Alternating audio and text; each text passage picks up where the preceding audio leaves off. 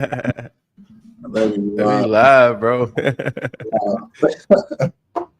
Yo, what's good? Morning, Tom. What's good?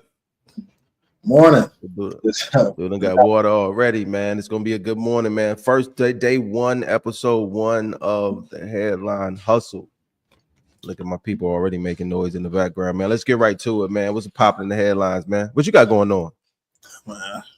Christmas I got I haven't wrapped my presents yet, man, my wife, but yeah, man. Got up this morning, got a good workout in. Come up here and talk about some of these trending topics. I'm ready. What you got for us? Right, Travis Hunter. Travis Hunter, man. Now I've been somebody that been defending Travis Hunter the whole time, bro, with him and his girl. Cause they saying is he need to leave her alone, bro. They saying she just not built for somebody of his caliber. I am like, yo, he wasn't his caliber his whole life.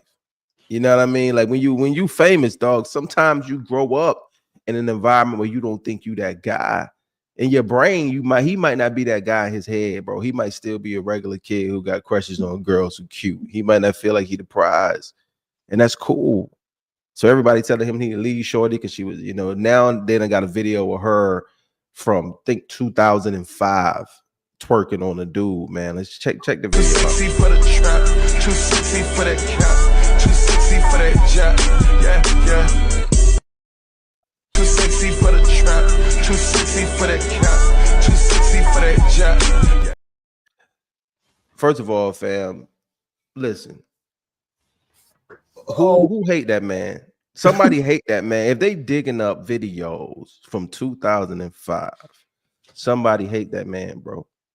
Somebody do. Well, you know There's how no way. You know how it go. What you mean? When you get famous, people start coming out the woodworks trying to take you down, trying to disrupt your peace. And he's about to be like, I don't know what his projection is, but he's gonna be in the NFL, and that's how I go. With fame comes with a lot of different battles, and he got to stay focused on that field. But like if people didn't know what's going on with Travis Hunter or who he is, so Travis Hunter is a great college football player, probably going to be a top prospect in the NFL. Now, as far as his girl goes, you want to talk about what happened with his girl, where everybody is like in a frenzy about what's going on? Yeah, man. You enlighten me. What you know about it, man? Well, from what I know, she said, did she say what did she say? She said, I think she said she wasn't into him when she first met him, or whatever. But I'm like, homie ugly though, bro. He ain't a cute guy. He looked like the little dinosaurs that was on Mario. You know, little Mario. You remember them joints that wear the suit and the little lizard things? He like one of them, bro. So it's just like people got to start being honest with what's going on in the world. Like, would he have a baddie if he worked a regular 9 to 5? And I to me, honestly, she might not. I don't really look at her as a quote unquote baddie, but it's like, yo, he don't get the caliber of woman he's just looking for him now if he wasn't who he was. So I'm like, people got to take that into account, bro. Like, he's a star. Is he? So they've been together for like 5 years, right? That's what the internet is saying. Like 5 I think they've been together for a minute, and if they wasn't together, he know of her, and that's what I was trying to say in one of my videos. I feel like, how when you really ain't that guy, and you kind of always kept your eye on the shorty when you went to school with her or you grew up with her, you're like, man, I'm gonna try back her one day. You always wanted her, and then you blowing up, you getting Heisman's, you recruited, now she looking your way. So man, I kind of feel like it was that type of situation. He always was trying to get at her, and she ain't really want to rock with him. Now she rocking with him. It be hoes that do that. Like, ain't nothing wrong. Like, a lot of dudes be crushing on hoes and back when they're young, bro. Yeah. And those girls normally talking to the older guys, or the guys who popping. Yeah, and when I was in school, it was a lot of girls that didn't want to date the peers, like the people our age. I know you probably experienced the same thing. And then once we got to a point where we were doing well for ourselves, that's when they try to come back. And I don't know if that's the case with Travis, but I've seen it a lot over the years, and it's not a good thing, because what was really going to happen, or what I'm not going to say what's going to happen, what I would have done or what a lot of people would have done once they get that fame. Because not saying that we weren't that guy for one, because I feel like I was that guy in high school. I don't live off of that, but a lot of the girls that wanted to talk to me after that, I had to do them dirty. I had to do them dirty. Yeah. he might not be somebody that's like out for revenge, you know what I mean? He might see somebody that's just straight, oh, she finally talking to me, she finally like me now. Like, I really feel like he's a good guy.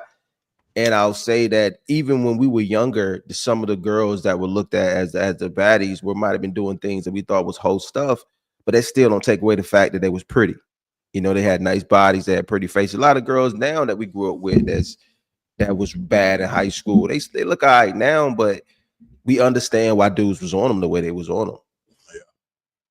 Yeah. That's a fact, man. Travis Hunter, I think he appears to be a great guy, like very genuine in everything that he does. So I hope that they make it, because I know one clip was of her sitting at his Heisman ceremony, and she was like, am I supposed to just sit here? And I'm like, well, yeah, you're supposed to sit there, smile, be pretty, and then when y'all leave, y'all have y'all time. And I think that's a big thing with immature girls. They feel like everything is supposed to revolve around them. Yeah, right? yeah, and that's the thing too.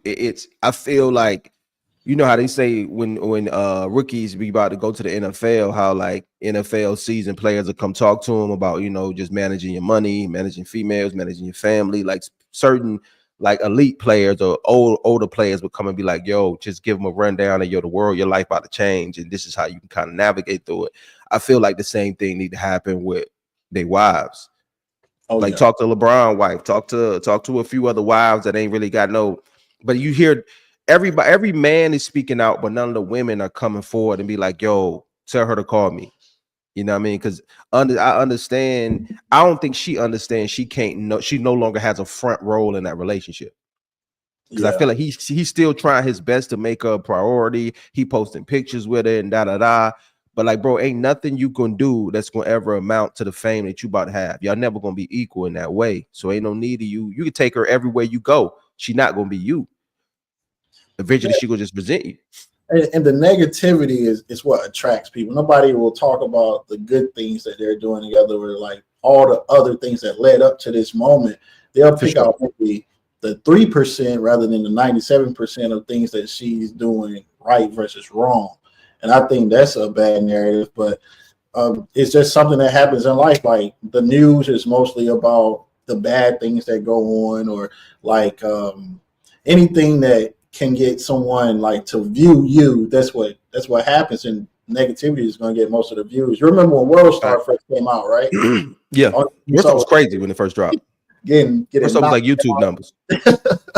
All of that, man. If you were to put something on World Star that was like motivational or inspirational, zero. Nobody wants to see that, because the majority of people in this world, they want to see conflict, not the resolution. Happy moments. That's a fact. And my thing with that is like, me and you both being married, I really feel like we kind of look at it from a different perspective, because I know a lot of people project their own unhappiness or their own view of what women are onto that relationship. Because I had a couple dudes in my comments was just like, yo, he gonna get all his money stolen, she gonna run off on him, she gonna cheat on him, women ain't this, women ain't that. I'm like, yo, you just hate women, bro. You know what I mean? Like, you trying to make what she is be every woman you ever dealt with. It's like, yo, that's not. And men and women too. Some women mad because ain't no man really looked out for them like that, and now they want to down the girl. And I'm like, that you ain't even looking at their relationship. You looking at your relationship, and you putting it on them. People don't be happy, man. People that's not happy, you're never gonna talk good about a situation, and no aspect. I think it's also just a pessimistic mindset, like the girls, right? Like girls need time to grow as well, just like men. Men, we grow, we're trying to grow financially most of the time. We're trying to get to a bag, we're trying to get to a different type of tax bracket. But girls, they have their own different issues. And I think women have their own different issues that they have to deal with. That's why I'm always, like I told you, I'm an advocate of therapy. Get in therapy, learn how to control yourself, because at the end of the day, when you do get into a relationship, you guys are growing. And I think they're pretty young. They were like 22, 20, like around 20. It's still babies, still Yeah. a baby. So her demeanor or her appearance or what she's doing is more so an emotional thing. Like she can't control her emotions right now. So once she gets to a level like maybe 27, 28, and she starts looking at things in a different view, then they may be good. But right now, she's just like, oh, I don't care. Like she'll storm off, or she'll lash out at him. I don't know, because I don't know their relationship. But I do know from me being a young man to me being 34 now, the types of girls that I have dated or talked to, they are, well, I wouldn't know because I'm married now, but I would assume that they're different now. Like I've seen my wife grow from the different issues we went through to where she is now, and it's an amazing transition. But I mean, even what you saying, what you said, it ain't even no daggone guarantee that they different women now. Like when you growing with your wife and you look at your past relationships, it help you get more clarity on why those relationships didn't work. Because I mean, like I've dated people who had no conflict resolution skills whatsoever. Like you really just suck at this when we ain't getting along. Like my wife, she's big on not letting us storm out. You know, both of us sitting down, you know, talking through the anger. Like the same thing what therapy teach you is how to talk through your anger and discomfort and get to a resolution without shutting down. And I'm like, I still know people to this day, like you just don't have conflict resolution skills. And that might be why you can't find nobody to deal with you. You know what I mean? Like the world don't, when you get mad and you shut down, that don't mean I need to bend to your will or apologize or whatever. The problem's still there. Y'all just got quiet and waited till y'all not mad no more and moved on. The problem's still there. Yeah. And I think that translates to a lot of different things too. Like if a person can't address an issue in a relationship, then just imagine like addressing an issue when becoming an entrepreneur or a business owner, or even at the job. You run into a problem at the job, you're ready to quit. Like it's a lot of people like that. And I don't think that that's a good quality, because you might go find another job and another job and another job, or you might start another business and another business and another business.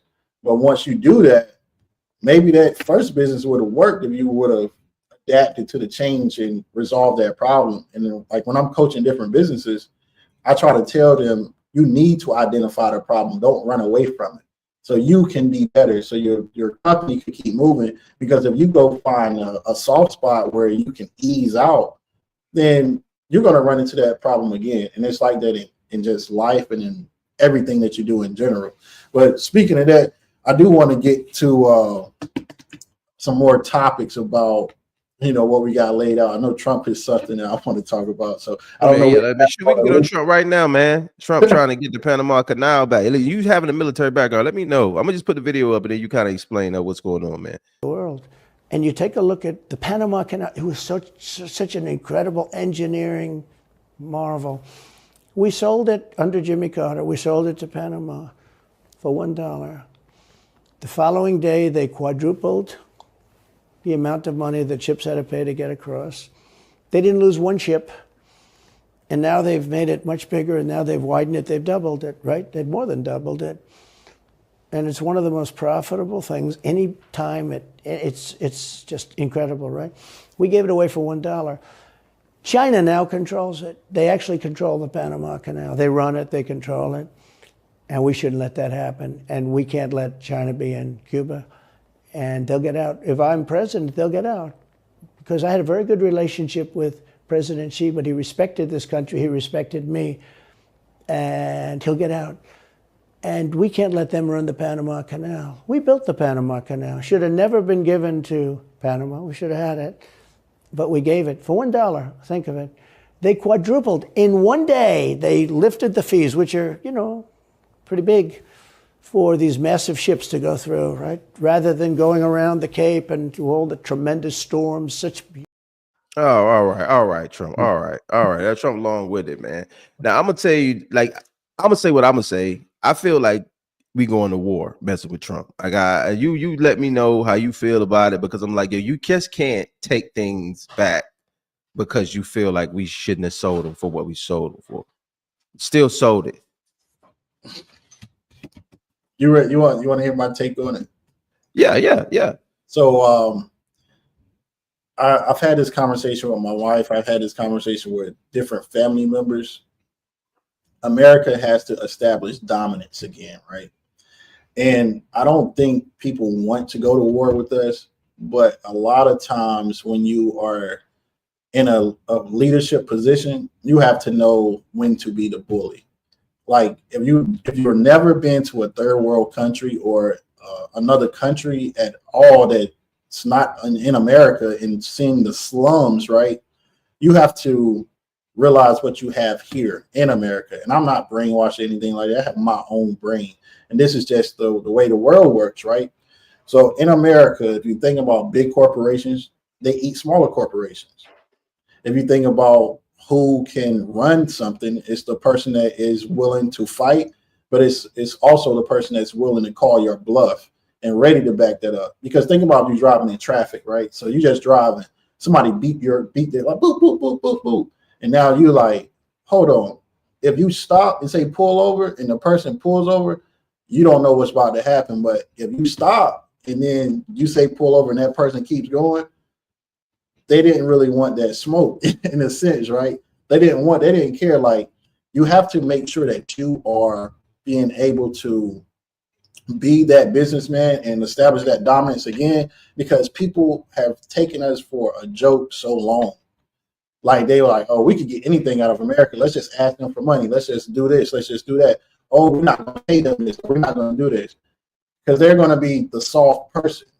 We've had like a mom mentality of nurturing everyone for so long, but now Trump is coming in as being that dad. Like, no, we're going to do this, and I'm gonna take up for my son. Like my son, his son is America.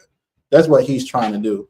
And once we are that dominant force again, I think that prices will go down on a lot of goods.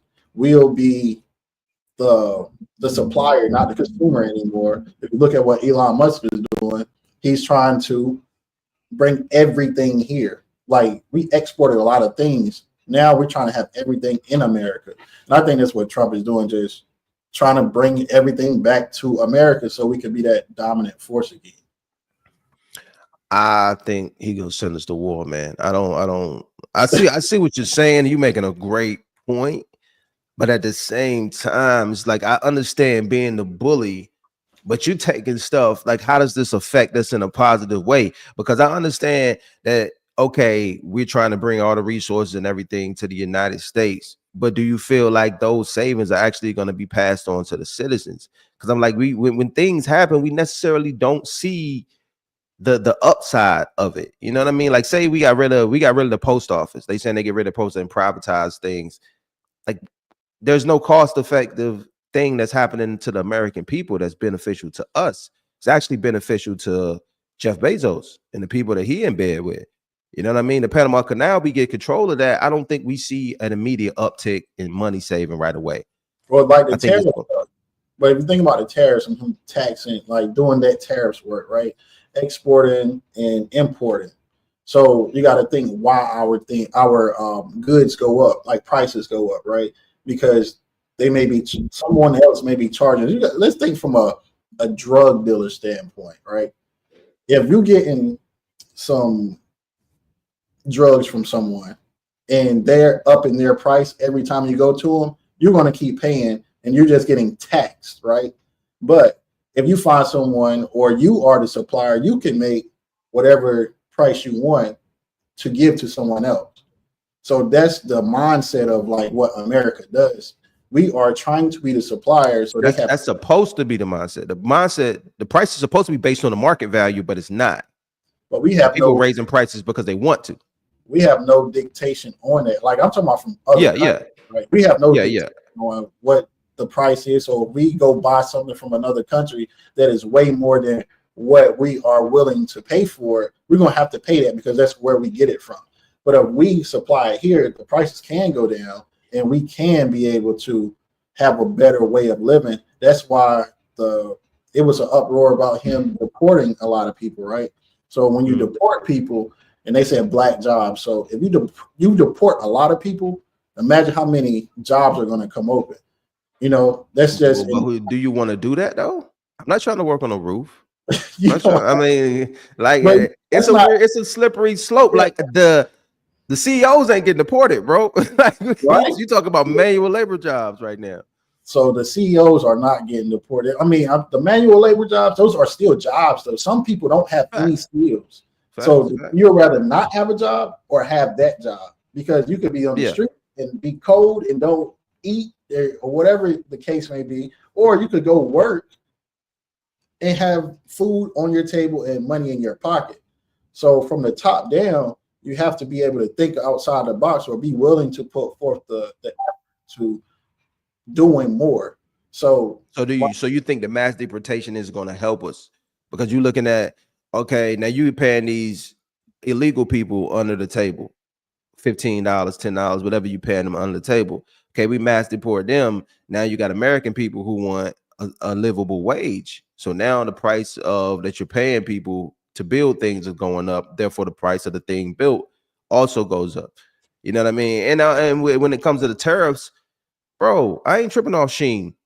The Sheen and all the little, you know what I mean? So I'm like, you trying to get rid of the Sheen. It's the oil thing, right? So importing and exporting oil and resources. You need oil, gas, you need all of that here to run the different industries, like I can't think of it right now, but the different industries that involve oil and making things like with oil. So the tariffs Sheen, that's a small piece of the puzzle. So I don't think that. But that's the piece that affects me. I think that's the thing with us. Everybody that looks through their purview, they don't look at the bigger picture. They only look at that. No, they absolutely don't, man. They don't. So and I think that's the thing with us in America. I didn't mean to cut you off. Go ahead. Yeah, I was just going to answer the question that you initially said. So with a deportation, right? It's not really. I don't have an opinion on it. Like, is it good or is it bad? I just look at the logical aspect of it. So I'm not against it, I'm not for it. But when it comes to making sense, so if you want to be protected, right? Let's say there are illegal immigrants here. And a lot of people like to say just Hispanic people. So if it's illegal immigrants here, that means they don't have a social security number. They are not registered to be here. So if you are thinking about it from that standpoint, if they commit a murder or kill somebody in your family, how would they be found? The only reason I'm saying I'm not against it is because I see places like New York and they say that it's so crowded with illegal immigrants that the people who actually are natives of there can't get assistance. I don't think that's okay. I understand you wanting to help people, but you can't say. I feel like we should be able to go over to wherever they're coming from and build things to help them there, you know, just to spread people out. You know what I mean? Not because I absolutely pro them getting help. Like if you flee in your country because of you being persecuted for your religious beliefs, or you flee in your country because, you know, just the crime or the war. Okay, let's go over there and try to put them in a situation so they don't have to come to America to seek exile. But I'm like, yo, we can't take on busloads of people here every day. And then we all got drinking water in Flint still, or in Asheville, you know, they still ain't got electricity in some places because of hurricanes. I'm like, yo, we really, you know what I mean? This is still broken, trying to fix our own problems, but we still taking these busloads of people. Because I'm like, I really feel like it's anti-Christian, to be honest, for us to be able to tell people, like, you know, everybody, God don't love America more than he loved the rest of the world. And I feel like that's what they act like when it comes to, you know, Christianity and stuff like that and religion. Yeah, the religion thing, I'm going to stay from that, but it is, you know, on a dollar bill, it's like in God we trust, right? So we should be in a way helping people, right? But think about, you know, I was the best man at your wedding, right? So let's talk about this. You had a guest list. Imagine you coming to the table like when we were about to eat, and you got like 20 people there that's just chopping down, and your guests can't sit down. You're like, where these people come from? They weren't on the list. So now what you gonna do? Like they just walked in and started eating. That's a mess, right? And that's chaos. So you don't want chaos in anything that you do. You want structure, you want order, you want a well balance of things. And and people get it misconstrued it with dictatorship. Yeah. Structure is not dictatorship. It's just putting things in place so you can benefit from those things. Now, the people that benefit from them are going to be the people that put forth the work to benefit from those things. And if you want to help other people, get in a position of power to help those people so you can help those people. Not you just expect people to give you something, because that's not the way the world works at all. And that's just my opinion. I definitely feel what you're saying as far as that was a great analogy, but my thing is a lot of people who want to send these immigrants back, they're not accounting for the people who making, we basically created an industry for labor without taxation, for labor without medical benefits. Like that's literally an industry of illegal immigrants that are building a lot of these buildings in California and around the world, especially, you know, places like Texas where they're closer to all that other nonsense. But you know what I mean? So I'm like, what happens to our infrastructure when that labor no longer exists? Because America was always founded on that. Mm-hmm. The labor, free labor, or labor that's next to nothing. So I mean, who builds it now? That's what I'm saying. So it'll still be, I feel like it'll still be people coming here, but they just have to register to be here, right? Like, just because you send people back don't mean that you have to not let them in. So the whole thing about sending people back is like, go to the back of the line. You don't have a pass to get in yet. Go register. Did you register for this event? You didn't, so you can't get in. So now that you register and we have all of your information, we can basically see everything that you do, and we could trace back to where you did it at, right? So I think the portion is not, because I think people are just so stuck on getting sent out, not stuck on, well, they could come back in too after you register to be here. So we got to take accountability for that. But I'm telling you, a registered immigrant gonna want more money than an illegal immigrant. Like, if you registered, you got your paperwork together, you're not taking that under the table pay. And that's I think we're going to see a difference in the prices of items, especially houses and stuff, once they get everybody deported. I really feel like that. I really feel like a lot of these companies are making a lot of things for next to nothing using illegal labor. And then when the legal labor is no longer on the table, that guy with no education is going to want a livable wage. So it's just like, if they can provide a livable wage, great. I think that's great for America. I don't think anybody should be working anything that's not a livable wage. But I think once these companies start having to pay people, they're gonna try to pass off the difference to the consumer. You know, now a house or whatever the other things that they're building gonna be 10 times more. They got roofing in my neighborhood, man. They come around, they do roofing. The dude that knock on your door is a white man, clean cut, suit. When you get signed that contract, you got 48 Mexicans on your roof the next day. And I'm like, he's nowhere in sight. So I'm like, that's America right now. Yeah, that's capitalism, like we talked about yesterday. Yeah. Like you take someone that needs something and you give them a little bit, but now you're going to be, I think a lot of this, and even with AI, you're going to have to be forced to think outside of the box, right? However you make your money, you're going to have to end up giving people more money. So that means you're going to have to develop more things faster, right? Mm-hmm. So it's not just like, oh, I have this one thing, I'm going to just keep selling this one thing. No, you have to really push innovation now. It's a competition. And if you don't like competition, then you're not going to excel. You're just going to be that person that worked for someone else that can't establish innovation in their company or their lifestyle. A lot of different billionaires and millionaires, they have more than one company, more than one source of income. And that's because of innovation. Innovation, when I say innovation, is you start with one thing and you start branching off to other things off of that one thing. That's pushing innovation. And that's why I got into the business of what I do now, is I help companies push innovation and make sure that they are developing things faster and of high quality, so you can go to the next thing and then establish innovation in another sector of your business. That's a fact. That's a fact. And you're right. It's going to continue to unfold, like you said, and hopefully we'll we'll get to a place where America's in a better place. But it's always some growing pains before everything is settled. I'm interested to see, like, with I think the mass deportation is set for January 20th, and TikTok is supposed to set down on the 19th. It's gonna be a shaky first year, man. Then I think he's doing trying to get transgenders and all this stuff out of the military. So I don't know if the military gonna have a that's probably less than 2%. People always get, you know, when things make headlines, people get bent out of shape until they really do the math. I really feel like transgenders in the military is probably less than 2%. You're not even gonna notice Charles is gone. Like, you know what I mean? It's probably like it ain't like a whole regiment of transgenders, bro. It's like 3 of y'all in a state. Like you know, nigga, we just going to do another. Somebody just stay on shift for an extra hour and he's covered. Like, he is fine. He is fine, bro. Yeah. Yeah, I know. Yeah, man. I know we got like 2 minutes left, but I do want to talk about Elon Musk, and they're calling him the shadow president.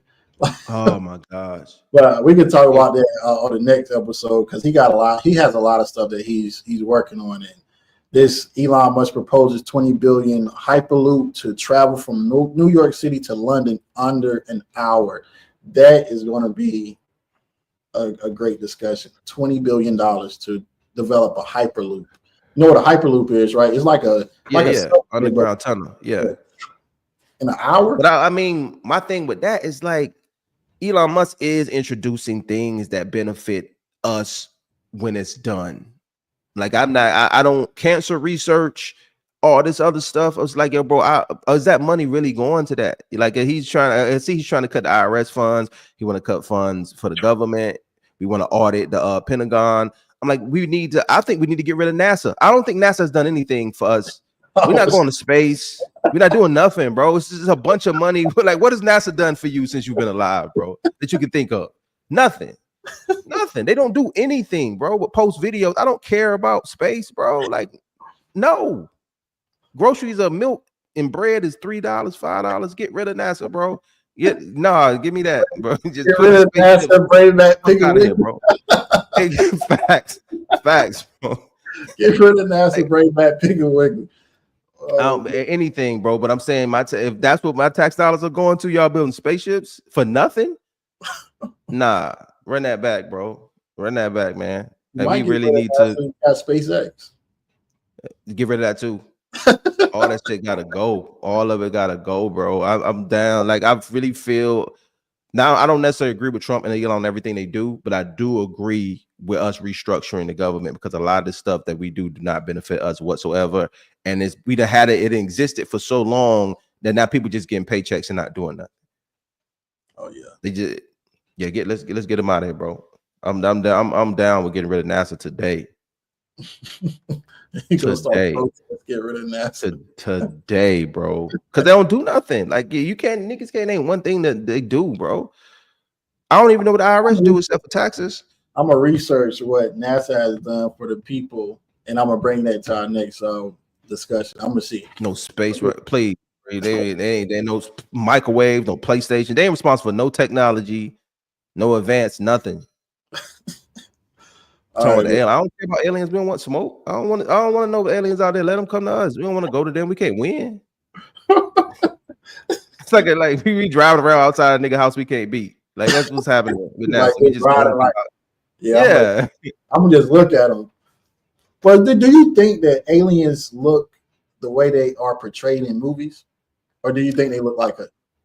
My worst fear is that aliens look like black people.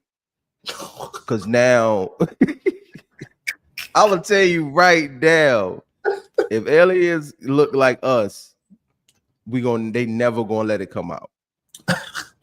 They never imagine them getting out of that spaceship with an afro, bro. Like, it's over. It's over. They will blow America up before they sit here and say, "Oh my God, aliens are black people." Like, bro, it's over. Crazy. White people will have a fit. They will say they ain't real. It's a hoax. They not letting that slide.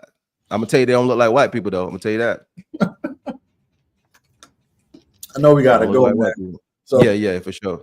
They might, man. They ain't no sun up there. There might be some pale ass. Okay. It is. I mean, its planet's close to the sun though. Yeah, but I mean, it's more. If they say they were made in our image, it's more of a chance they look more like black people than they do anything. Because if Egypt was supposed to be so advanced and they say alien technology existed there, it's Africa. So it is a chance that, I'm just saying, but that's a different conversation for a different day. But if they look like niggas, we never gonna see them. And they'll get rid of NASA for real. They get rid of NASA for real. So we're gonna be doing this every morning. You guys, let us know. Give us some feedback, some different topics. I enjoyed it. I enjoyed it. So yeah, we blew through that. Yeah, so let's get some topics, guys. Let us know. Give us your feedback on it, and until the next time. Peace. Heck yeah. I be dog.